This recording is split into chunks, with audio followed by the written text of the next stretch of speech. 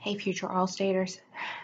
I just wanted to continue a little bit of this video on the Bach because there were a couple of things that I didn't really go over, especially breathing.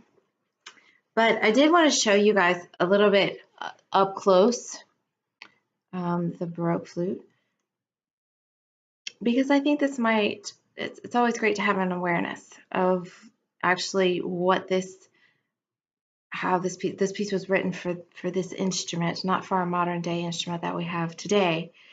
So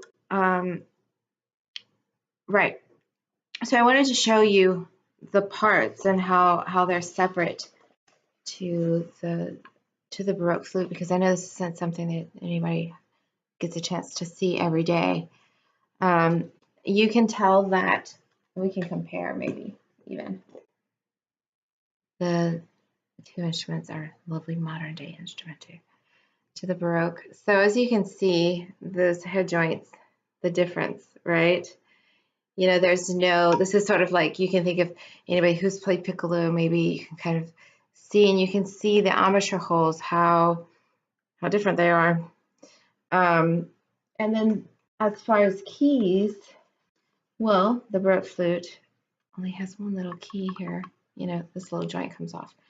It has one little key here. It's probably for this sonata, there may have been two keys, maybe, which was just another added extra key around here. And you can see the finger holes. I mean, you know, we have these clanky keys, and it's a lot of fun. Of course, the modern day flute is awesome. We love it. But it's also really neat to think of this Baroque flute and the sound that it can produce. It has this lovely, rich, earthy, woody sound. Very different from our shiny, brilliant, bright modern day flute. So basically, I think it's really great to keep this in mind. Also, it might help you working on your sound. Those of you, if you need any extra help, you can always, like I said, I'll leave my email address, or you can send me a messenger for sound and maybe embouchure wise. So really, to be able to go back and forth, which is what I did when I was in the orchestra. I played alto flute, piccolo, flute. I just went back and forth, and to be able to switch, you really have to be very flexible, very free, and can't have a tight embouchure. So I think this is also the case with the A minor Sarabande. You really need to have just this very fluid, flowing, lovely sound. And what's so different about these two instruments is that our modern day flute is very easy to have just a fluid sound. I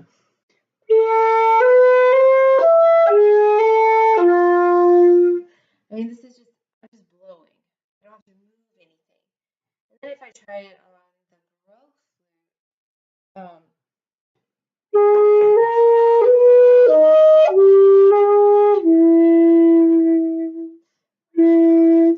it's real. You really have to move around a lot. Like you can't just put the notes, just blow across or blow in the flute. And the fingers are different. And the intonation, so that was another issue. They had, I could go on like a whole documentary on on just the Baroque flute and sound, and softer notes, weaker notes, and stronger notes. But basically, I urge you all to not take this A minor Sarabande and play it like it's Wagner, or like it's some showy French piece, because it's not. It's just a very tender, I said that word before, very tender piece, and to really focus on A minor. I would play a little bit more, but for some reason my computer starts to like distort the sound.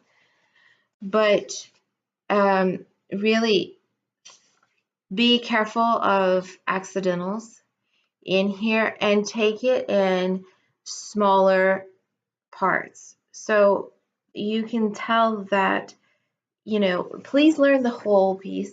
It's really important that you learn the whole piece. Even though there are probably cuts, and I don't know where the cuts are or if there are. However, you can see here that at the very beginning, the very first theme, it comes back later on at the a tempo. And you can try to play that like an echo, like a thought that's come back. And just be careful. Please ask your band director or your private teacher about those corrections, because there are certain notes that are not correct in this edition. And like I said before, I don't want to tell you exactly how to play or exactly to breathe here, or because I'm not sure in what area you are or who will be judging you. So that's going to be based on, I would really try to get some information on that. Another thing, you know, it just says, and I just realized this, that at the top it says just Bach, and that's kind of deceiving, and it's because there were a lot of Bachs because Johann Sebastian had many children. So this is Johann Sebastian Bach. If you were trying to look it up or find it, or even if you want to do My New Grove, which I really recommend, going to your nearest public library and looking that up, because it will open your world to even just be able to start reading about these composers and reading about Bach and his life. And as far as breathing is concerned in this, don't take it too slow. I've seen some parts, some music from some players marked 60. That's really slow. I wouldn't take it that slow. I wouldn't play it that slow. Play it at a speed that's comfortable. Obviously, don't take it 120 or you know 96. That's kind of like pushing the limit here. You want it to be graceful and tender. So if you can't make the 4 measure phrases, if you need to breathe after a note, try to at least make it to the first note of that measure and then breathe. These are all little details that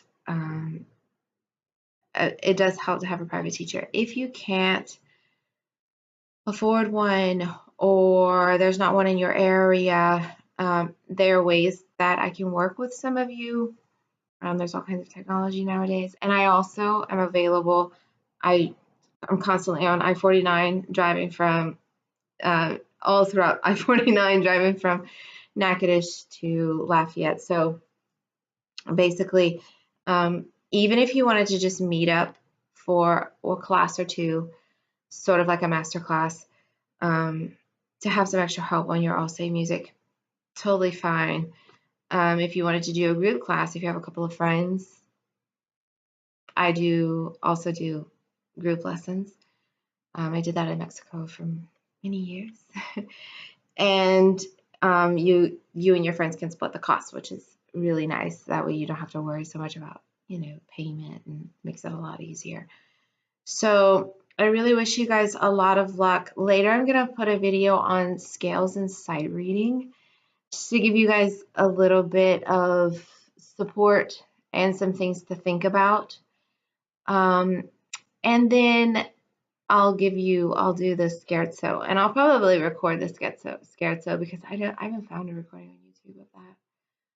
And I might tell you, I had to look up who Heinz is. Heinz. And I'll give you some information on him. But good luck to all of you. And if you have any questions, go ahead and leave them, or any remarks, go ahead and leave them at the bottom of the channel. And again, I hope this helped, you know, maybe get those wheels turning up there and getting you guys creative and excited about learning your all-state music. Have a great day, guys.